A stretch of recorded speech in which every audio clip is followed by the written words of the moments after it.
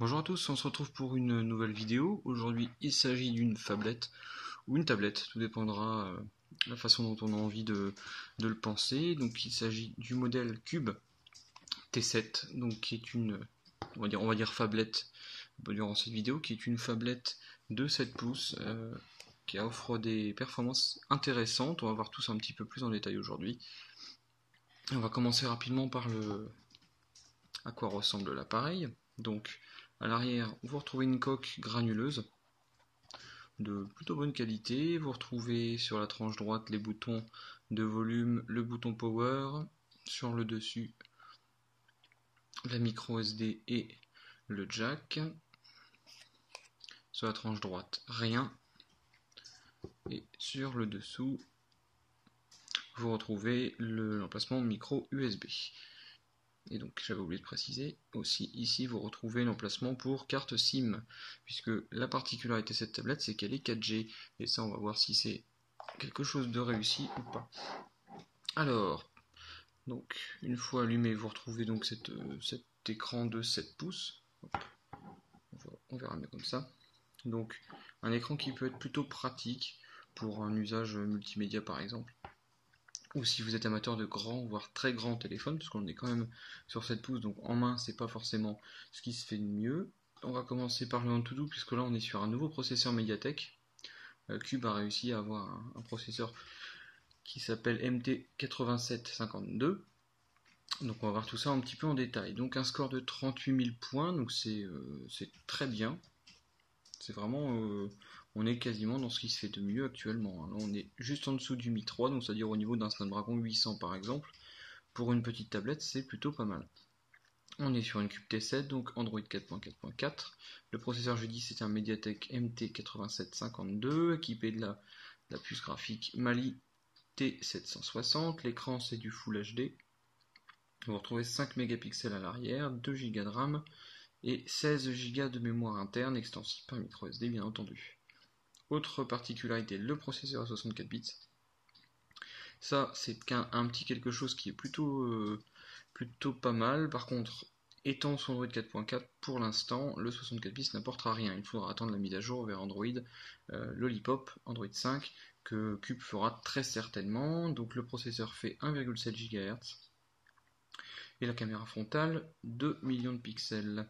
Donc, par contre, j'ai oublié de l'installer. Donc, je vais vous installer Mobile Uncle tout de suite pour que vous puissiez voir un petit peu les fréquences 4G de l'appareil. Si Mobile Uncle le peut, parce que c'est pas toujours le cas. Alors, gestionnaire de fichiers, là, et Mobile Uncle, il est ici. Voilà. Alors, mode ingénieur, et donc, on ne peut pas y aller. Vous n'avez pas le mode ingénieur habituel qui permet de voir les bandes de fréquence. Donc, Cube annonce je retire ça. Cube annonce en tout cas que la 2600 MHz est prise en charge ainsi que la 1800, ce qui vous donne donc au niveau des fréquences 1800, 2100, 2600, donc ça vous permettra de couvrir déjà une bonne partie de la France, mais vous n'avez pas la fameuse bande 800 qui malheureusement n'est pas très souvent disponible sur les appareils chinois. Alors on va aller dans la galerie, hop, pour vous montrer un petit peu un screenshot du GPS. Un GPS correct, au bout d'une 20-25 secondes, j'avais atteint donc un 6 ou 7 satellites, donc c'est plutôt pas mal. On est sur un GPS moyen. Après, ça, je ne sais pas si vous en aurez vraiment l'utilité sur un produit de cette taille, mais c'est toujours sympa d'avoir droit comme ça à un GPS relativement performant. Alors je vais faire un petit point aussi sur la finition parce que je n'en ai pas forcément parlé. Donc j'ai dit coque granuleuse à l'arrière. Sur les contours, ce n'est pas de l'alu, hein, on est bien sur du plastique. La finition est correcte sans plus. On va dire que là, c'est vraiment pour les performances, pour la 4G et pour la taille d'écran que ce produit est intéressant. Je pense qu'il faut plutôt le voir comme un smartphone, on va dire une phablette, qu'une tablette, puisque c'est avec 7 pouces, c'est un petit peu limité quand même comme tablette. Donc je pense que ça pourrait être intéressant pour toutes les personnes recherchant un grand téléphone, voire très grand téléphone. Et enfin, on va regarder une petite vidéo. Hop. Hop.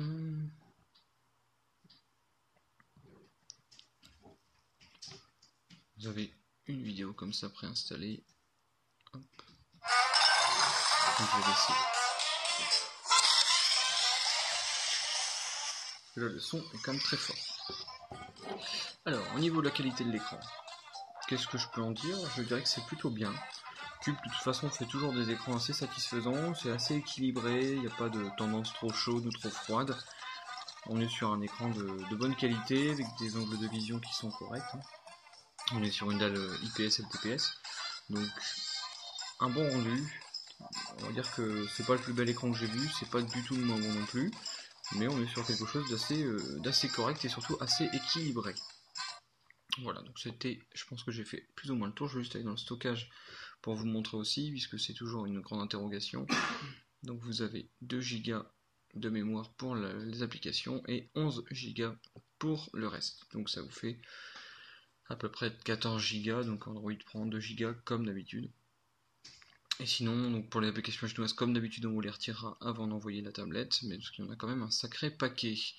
Sinon, globalement, voilà, je pense que c'est un bon petit produit, une bonne petite tablette et aussi un bon grand téléphone. Donc voilà, tout dépendra de votre usage, mais en tout cas, c'est un produit que je vous conseille, surtout pour la 4G et les performances assez élevées. Voilà, je vous dis à bientôt pour une prochaine vidéo.